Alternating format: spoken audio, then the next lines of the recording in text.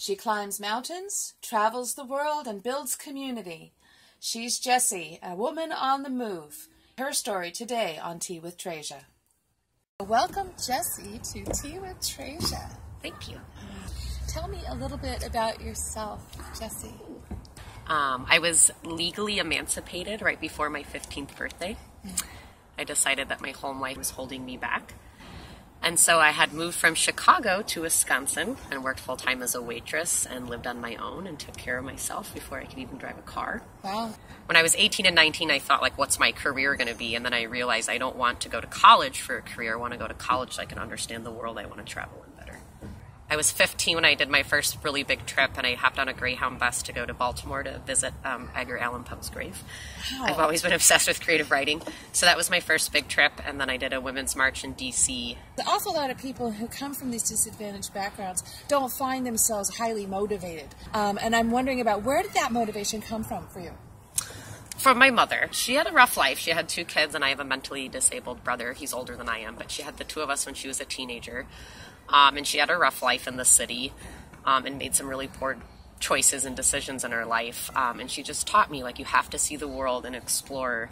The message I took from that is, like, the most important relationship I'm ever going to have is with myself. And I just remember as a kid thinking, like, what do you want to do when you get older? You know, little girls are like, I want to be a nurse. I want to be a teacher. And I thought, I want to go to India.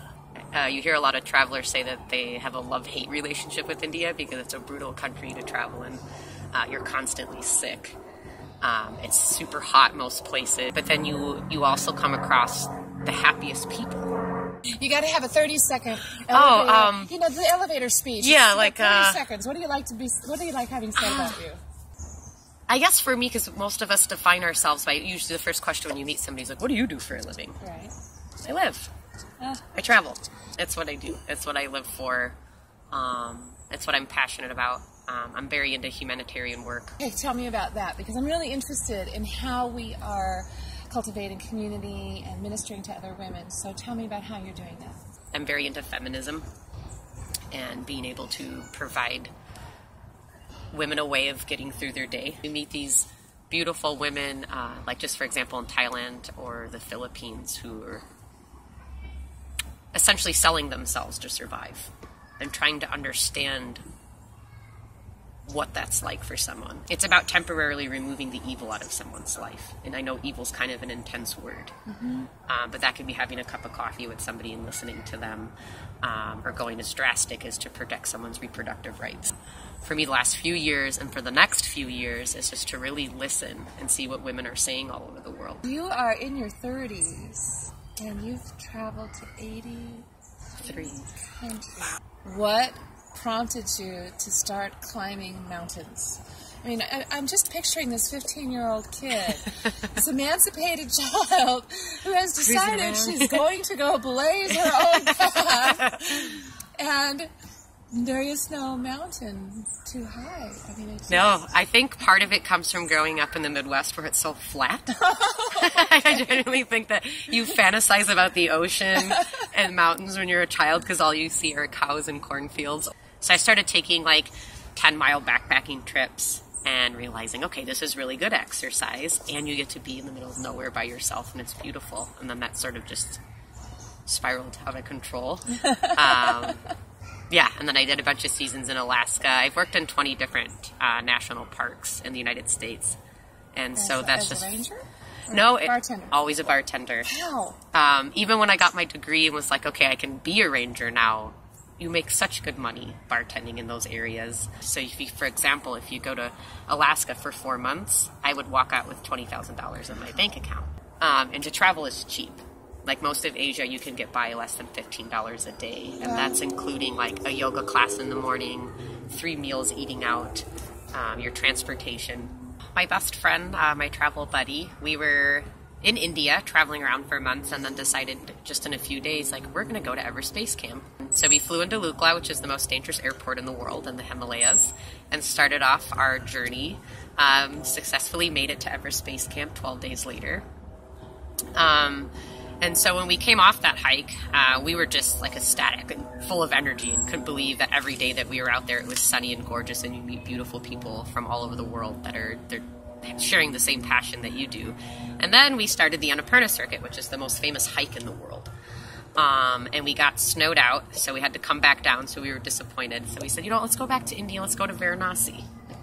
Go to the Ganges, the holy river of the world. Why not? Why not? And we headed down there, and then the earthquake hit Nepal. And we first heard, stuff on the radio that said, 60 people have passed away, and then it turned into 1,000, and then 3,000, and then 6,000.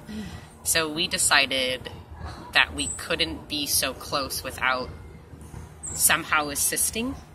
And so we rented a Jeep, we filled it with supplies, medical supplies, all kinds of food, drove it up through the border. We got back to India, Nepal, and we set up base and met some beautiful people that were working with the Red Cross, and through Facebook and a couple other organizations and GoFundMe, we raised $60,000 in roughly 6 weeks. Would you repeat that, please? We raised $60,000 in 6 weeks. Fantastic. Yeah. Through a couple different organizations. We spent money on getting water trucks out to areas that were devastated from roads. So there was a bunch of European and American grizzly mountain men who would hike that stuff back, 20 kilometers. Oh, wow. And then come back and get another supply. It was the most incredible experience of my life, of being involved with such a large group of people from all over the world, with one goal in mind, and that was to feed the people of Nepal. So next is East Africa.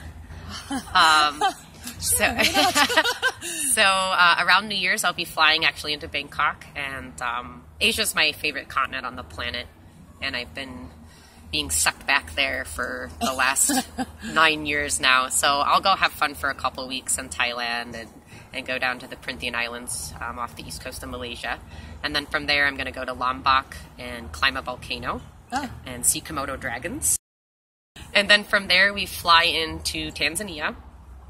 It'll take us about 7 days to get up Kilimanjaro, which is the tallest freestanding mountain in the world, just shy of 20,000 feet, and also Africa's tallest mountain, the continent. We hope that we get to the top. Only 42% of people summit due to the altitude sickness. We head to Zanzibar, and then we come back to Kenya. We might climb Mount Kenya. That's just shy of Kilimanjaro, but we'll see. And then the girls fly back, and I'm going to travel Mozambique, Swaziland, and South Africa until May by myself. It's a tough lifestyle. It's a very lonely lifestyle at times. And then you can feel very far away from anything that feels homey sometimes. I see people around a Christmas tree, and then I'm like, oh, but then they see me in Thailand, and it's just, it's a back and forth. You always want what you don't have. I'm adapting to 6 months of travel, 6 months stateside. And that way I can build a community and be invited to barbecues and feel loved. Oh, God. And here she shares about a new romantic interest. And I like that we're in love and we don't, it's never been brought up to alter one of our lives. Just let it organically happen. That's what people do. You get excited, you fall in love, and then you sort of force your environment to fit around that. And that's not the type of person that I am. I don't want a man to follow me, and I don't want to follow him. We'll just hopefully be on that path, and then it will lead us to a place that we can be together. Yeah. I'm going after that mountain. But it was tough, though. When I met him this summer, I was like, oh, my, When it comes out of nowhere, and you're just like, oh, what am I going to do? And I was like, nah, I'm not going to climb that mountain. You've walked a really different path than a lot of us. You've gathered some wisdom and information that some of us just don't have the opportunity to get. If there was a message you could bring back to them, what that would be? Focus your art on being secure in yourself. Because without the security in yourself, every relationship around you isn't going to work. We're in an individualistic society, and we get beat up on globally for being selfish. But that is our culture now. And so we have to embrace that and be selfish, and you love yourself. And you do that in a positive way. And I feel like if we focused more on that individualistic aspect of our culture, that can inspire women to love themselves, whether if it's getting in a new class, going on a walk, meeting a new girlfriend. We don't talk to each other the way we used to. And so that's a big thing for me. And I would always say to get out and travel. That's the best way to build security in yourself. And that's just the best advice that I can give. And when I say travel, that could mean like travel to a town that's 20 minutes from you. Go up a mountain, I don't know, get a new hobby. Just do something different than what you've been doing. Don't be afraid to write a new story. Yeah, exactly. Yeah.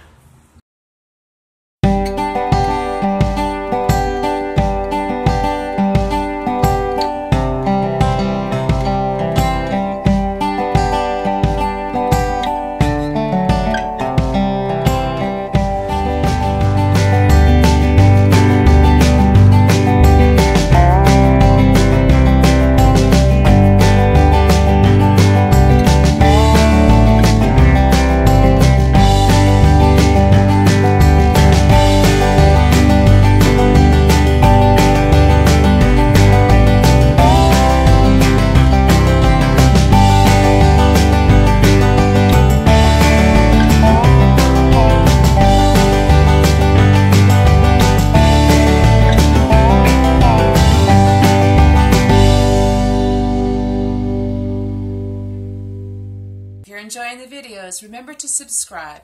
Click on my icon to your right.